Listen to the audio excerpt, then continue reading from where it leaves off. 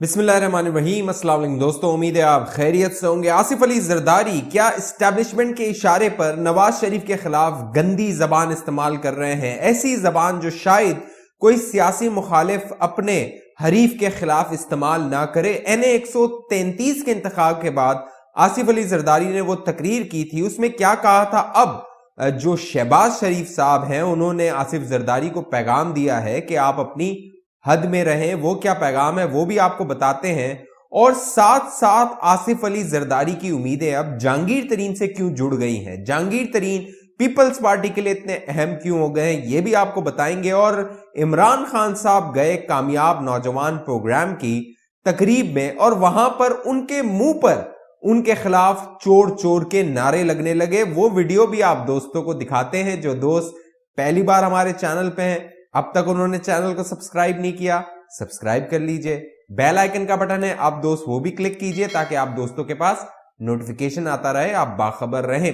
दोस्तों, आसिफ अली जरदारी अचानक मुतहरिक हुए हैं और वो मुतहरिक हुए हैं पंजाब में। पीपल्स पार्टी को एक बार फिर सियासी तौर पे मुतहरिक करने की, एक्टिव करने की कोशिश कर रहे हैं आसिफ अली जरदारी। वो चाहते हैं कि वो अपनी जिंदगी में बिलावल भुट्टो जरदारी को वजीर आजम देख सकें। इसलिए वो आसिफ अली जरदारी जो चलने फिरने से भी कासिर हैं बगैर सहारे के, अब उन्होंने NA 133 का जो इंतखाब हुआ जिसमें मुस्लिम लीग नून की जो शाइस्ता परवेज है उन्हें कामयाबी हुई, तकरीबन उन्होंने 46,000 वोट लिए, पीपल्स पार्टी ने 32,000 वोट लिए। अब आसिफ अली जरदारी ने शिकस्त के बाद जश्न मनाया और उसमें एक तकरीर की नवाज शरीफ के खिलाफ और उन्होंने ये कहा कि नवाज शरीफ साहब को हमने हरवाना है, गिराना है, क्योंकि नवाज शरीफ साहब पे उन्होंने इल्जाम लगाया कि वो इस मुल्क में दफन होना नहीं चाहते, इस मुल्क से भाग गए हैं, वो वापस नहीं आ रहे हैं। आसिफ अली जरदारी ने ये जो जबान इस्तेमाल की है, क्या ये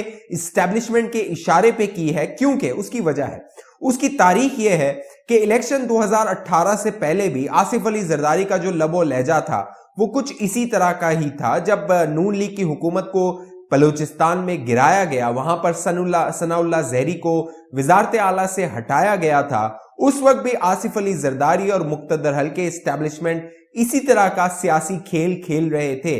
उस वक्त बाकायदा अरशद शरीफ साहब को एक इंटरव्यू दिया था आसिफ अली जरदारी ने और उसमें उन्होंने इल्जाम लगाया था कि नवाज शरीफ पंजाब को तोड़ना चाहते हैं और अब वही लबो लहजा है जो वो इस्तेमाल कर रहे हैं। इससे पहले जब PDM में 2020 में सितंबर में जब PDM का कयाम हुआ था, नवाज शरीफ साहब ने मुक्तदर हल्कों की आला शख्सियत जिसमें जनरल बाजवा और जनरल फैज हैं उनके नाम लिए थे। उसके बाद भी पीपल्स पार्टी ने कोशिश की थी कि वो इस्टेब्लिशमेंट से अपने ताल्लुकात को नून लीग के कंधे पर इस्तेमाल करते हुए, कंधा इस्तेमाल करते हुए ताल्लुकात को बहाल कर सके। उस वक्त आसिफ अली जरदारी ने बाकायदा एक PDM के इजलास में कहा था कि मियां साहब आप वतन वापस कब आ रहे हैं, आप वतन वापस आइए तो हम इस्तीफे आपको जमा करवा देंगे।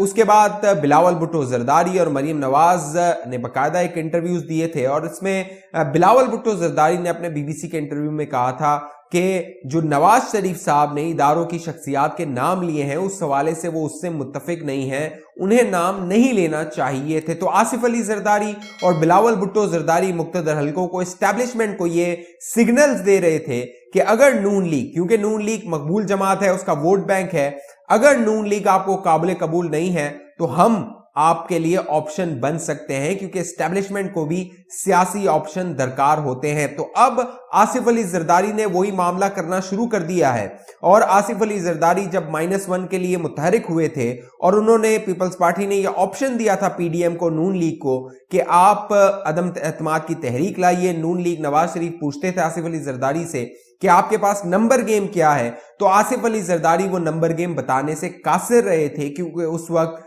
उनको इस्टेब्लिशमेंट का इशारा था और ये मामला उन्होंने करके दिखाया जब यूसुफ रजा गिलानी और हफीज शेख का सेनेट में इंतखाब हुआ था। उसी बिना पर वो ये कहते थे कि तहरीक इंसाफ के कई ऐसे लोग हैं जो पीपल्स पार्टी के साथ राब्ते में हैं और अगले इंतखाबात में अगर इस्टेब्लिशमेंट की मर्जी हो तो वो पीपल्स पार्टी को ज्वाइन कर सकते हैं। तो अब आसिफ अली जरदारी का फॉर्मूला यही है कि اسٹیبلشمنٹ کو منایا جائے اور اسٹیبلشمنٹ کے سامنے اپنے آپ کو آپشن کے طور پر پیش کیا جائے. اسی لیے وہ نون لیگ کے خلاف، نواز شریف کے خلاف اس طرح کی زبان استعمال کر رہے ہیں. ساتھ ساتھ ساؤتھ پنجاب میں کوشش ہے آصف علی زرداری کی کہ وہاں سے وہ سیٹس نکالیں، کیونکہ پی ٹی آئی کے جب حکومت بنائی جا رہی تھی، پی ٹی آئی حکومت جب پی ٹی آئی جیت گئی تھی الیکشن 2018، اس کے بعد ساؤتھ پنجاب کا خسرو بختیار والا بڑا گروپ تھا جو تحریک انصاف میں شامل ہوا تھا اور تحریک انصاف کی سیٹوں میں اضافہ ہوا تھا. اب بھی یہی منصوبہ بنایا گیا ہے کہ ساؤتھ پنجاب سے ایک بھاری اکثریت جو کہ الیکٹیبلز ہیں، جو جیتتے ہیں اپنی سیٹیں، ان کو پیپلز پارٹی اپنے اندر شامل کرے، جس میں اسٹیبلشمنٹ کی مرضی شامل ہو. ساتھ ساتھ جہانگیر ترین صاحب کا جو گروپ ہے اور جہانگیر ترین خود، انہیں پیپلز پارٹی میں متحرک کیا جائے، پیپلز پارٹی میں لایا جائے تاکہ وہ ووٹ بینک بھی پیپلز پارٹی میں شامل ہو. کے پی کے اندر بہت سارے الیکٹیبلز کو پیپلز پارٹی میں شامل کیا جا رہا ہے، یہ اسٹریٹجی ہے. تو اب آصف علی زرداری کوشش کر رہے ہیں کہ چاروں صوبوں میں، چاہے وہ بلوچستان ہو، کے پی کے ہو، پنجاب ہو، سندھ ہو، ہر جگہ سے وہ اس طرح کے الیکٹیبلز اپنی پارٹی میں شامل کریں اور اسٹیبلشمنٹ کو یہ بتانے کی کوشش کریں کہ اگلا آپشن وہ ہو سکتے ہیں. ساتھ ساتھ مخدوم احمد محمود جو کہ پیپلز پارٹی کے ساؤتھ پنجاب کے بڑے متحرک رہنما ہیں، وہ اور جہانگیر ترین کی بڑی رشتہ داری بھی ہے. تو مخدوم احمد محمود کی کوشش ہے کہ جہانگیر ترین کو وہ پیپلز پارٹی میں شامل کروا لیں. تو یہ پورا معاملہ ہے جو اسٹیبلشمنٹ کے ایما پر، اسٹیبلشمنٹ کے اشاروں پر آصف علی زرداری یہ گیم کھیل رہے ہیں، اور ان کی کوشش ہے کہ اگلا جو پرائم منسٹر ہے وہ کسی طرح بھی بلاول بھٹو زرداری بن جائے، اور وہ اپنی زندگی میں جب تک وہ حیات ہیں، اللہ انہیں زندگی دے، وہ جو بلاول بھٹو زرداری ہیں انہیں پرائم منسٹر کی صورت، پرائم منسٹر کی شکل میں دیکھ سکیں. اسی لیے جو پی ڈی ایم تھی اس کو کمپرومائز کیا گیا، پی ڈی ایم کی پیٹ میں چھرا گھونپا گیا، اور عوام کے جو یہ مسائل ہیں اس کے حوالے سے پیپلز پارٹی نے صرف اقتدار میں آنے کے لیے یہ ساری جو تحریک تھی پی ڈی ایم کی اس کو ناکام بنایا، یہ گیم کی. اس کے اب جب انہوں نے یہ زبان استعمال کی ہے تو شہباز شریف صاحب نے ٹویٹ کیا، اور شہباز شریف صاحب نے کہا آصف علی زرداری صاحب سے کہ آپ کو اس طرح کی زبان استعمال نہیں کرنی چاہیے، کیونکہ آپ کو معلوم ہے، آصف علی زرداری صاحب کو معلوم ہے کہ نواز شریف کس ماحول میں، کس معاملے کے تحت بیرون ملک گئے تھے کہ ان کی جان کو خطرہ تھا، اور عمران خان کی کوشش تھی کہ جو نواز شریف صاحب ہیں ان کی زندگی جیل میں ہی ختم ہو جائے. اور آصف علی زرداری صاحب کو یہ بھی معلوم ہوگا کہ جب ان کے حوالے سے ایک ڈاکٹر عاصم صاحب گرفتار ہوئے تھے 2015-2016 میں، تب آصف علی زرداری بھی بیرون ملک چلے گئے تھے جب انہوں نے اینٹ سے اینٹ بجانے کی تقریر کی تھی. تو 1 سال تک آصف علی زرداری دبئی میں قیام کیا تھا انہوں نے، اور وہاں پر ہی سندھ کابینہ کے اجلاس ہوا کرتے تھے. تو اب معاملہ یہ ہے کہ وہی وقت شاید نواز شریف صاحب پہ ہے اور وہ بیرون ملک ہیں. اسی طرح یہ پورا پلان بنایا جا رہا ہے کہ نون لیگ کا ووٹ توڑا جائے، نون لیگ کو اگلے انتخابات میں اقتدار حاصل نہ کرنے دیا جائے.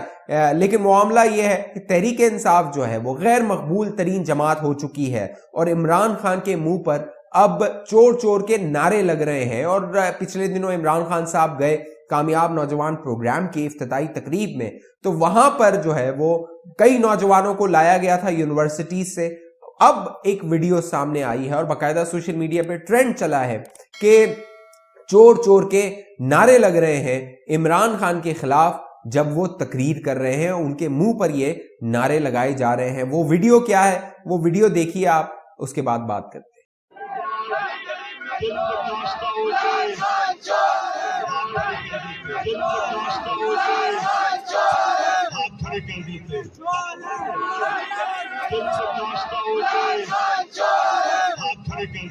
دوستو یہ وہی عمران خان صاحب ہیں جو کہتے تھے کہ اگر میرے سامنے کوئی گو نیازی گو یا میرے خلاف نعرے لگا دے تو میرا سر شرم سے جھک جائے گا اور اسی وقت میں جو ہے وہ مستعفی ہو جاؤں گا.